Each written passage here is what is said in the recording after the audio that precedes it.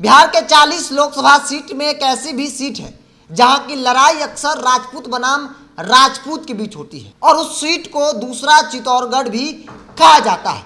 देखिए 2024 की तैयारी में तमाम राजनीतिक दल लगे हैं। 24 के रन को कैसे जीता जाए इसको लेकर रणनीति बन रही है।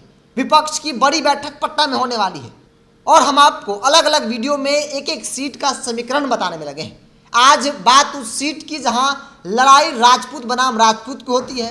अब तक जितने सांसद जीते हैं उसमें से ज्यादातर सांसद राजपूत समाज से हैं, लेकिन 24 में क्या होने वाला एक बड़ा सवाल है। देखिए दरअसल हम बात कर रहे हैं महाराजगंज लोकसभा सीट की। बता दें कि इस सीट से जीते उम्मीदवार के नाम पर एक नजर आप डालेंगे तो आपको समझ में आ जाएगा कि इस सीट को राजपूत के अधिकार वाला सीट क्यों कहते हैं। यहां से महेंद्र नारायण सिंह, कृष्णकांत सिंह, MP सिंह, रामदेव सिंह, कृष्ण प्रताप सिंह, चंद्रशेखर, गिरिजा देवी, राम बहादुर सिंह, प्रभुनाथ सिंह जीतकर लोकसभा में अलग अलग पार्टियों की प्रतिनिधित्व कर चुके हैं।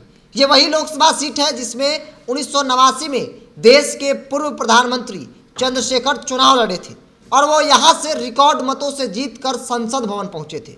ये राजपूत के अलावा इस सीट पर भूमिहार, यादव और ब्राह्मणों का भी दबदबा रहा है। इस लोकसभा सीट में 2 जिले की विधानसभा सीट को भी शामिल किया गया है। इसमें सिवान जिले के 2 विधानसभा, गोराया कोठी और महाराजगंज सीट का दूसरा तरफ सारण जिले के 4 विधानसभा सीट, एकमा माझी, बनियापुर और तरैया महाराजगंज से मिलाकर कुल 6 विधानसभा सीट इसमें शामिल है। यहाँ के मतदाताओं की मांग लंबे समय से रही है कि इसे जिला बना दिया जाए। यहाँ के लोगों को इस बात को लेकर लगातार जो है वो मांग करते रहे हैं। तो आज की वीडियो में बात महाराजगंज की, आखिर क्यों इस सीट पर राजपूत बनाम राजपूत की लड़ाई होती है। सबसे बड़ी बात है कि राजपूतों की बड़ी आबादी है। बात अगर सेकेंड और थर्ड लेवल की बात कर ली जाए तो यादव और भूमिहार भी अपना मजबूती से स्थान रखते हैं। देखिए वहां से बीजेपी के सांसद है सिटिंग जनार्दन सिंह सिग्रीवाल। पिछली बार 19 की बात कर ली जाए तो वहां पे प्रभुनाथ सिंह के बेटे और जनार्दन सिंह सिग्रीवाल के बीच में कड़ी टक्कर देखने को मिली थी। लेकिन 24 से पहले जो माहौल बन रहा है इस बार ऐसा हम कह सकते हैं कि इस बार राजपूत बनाम राजपूत कम, लेकिन राजपूत बनाम भूमिहार की लड़ाई जो है वो जबरदस्त होती दिख रही है। क्योंकि सच्चिदानंद राय वो MLC है निर्दलीय और उन्होंने भी ताल ठोक दिया है कि लोकसभा का चुनाव लड़ेंगे। वो खुद लड़े या फिर अपने लड़के को उस सीट से चुनावी मैदान में उतारे। हालांकि उनके जाति की बात कर लिया, चूंकि बिहार की राजनीति पर बात हो, जाति की बात नहीं हो तो राजनीति की कहानी, ये राजनीति की बात जो है शायद अधूरी रह जाएगी। भूमिहारों की अच्छी खासी आबादी है और ऐसे में कहा जा रहा है कि सच्चिदानंद राय भी अपने समाज में काफ़ी मजबूत पकड़ रखते हैं और सिर्फ अपने समाज में नहीं बल्कि राजपूतों में भी उनकी अच्छी खासी पकड़ मानी जाती है। क्योंकि जब भारतीय जनता पार्टी ने MLC के चुनाव में सच्चिदानंद राय का टिकट काटा था तो वो निर्दलीय चुनाव में उतरे और चुनाव जीत गए, एक रिकॉर्ड मतों से चुनाव जीते। और इस बार कहा जा रहा है कि 24 में भी वो खुद मैदान में उतरेंगे या फिर वो अपने लड़के को मैदान में उतार सकते हैं। जातीय समीकरण के लिहाज से अगर बात करेंगे तो वो भी कमज़ोर नहीं है। यादवों की भी अच्छी खासी आबादी है। अब तक प्रभुनाथ सिंह के बेटे ने भी चुनाव लड़कर देख लिया, कोई खास सफलता नहीं। भारतीय जनता पार्टी अच्छी खासी वोटों से वहाँ चुनाव जीतती है, उनके सामने लोकसभा में वो नहीं टिक पाते हैं।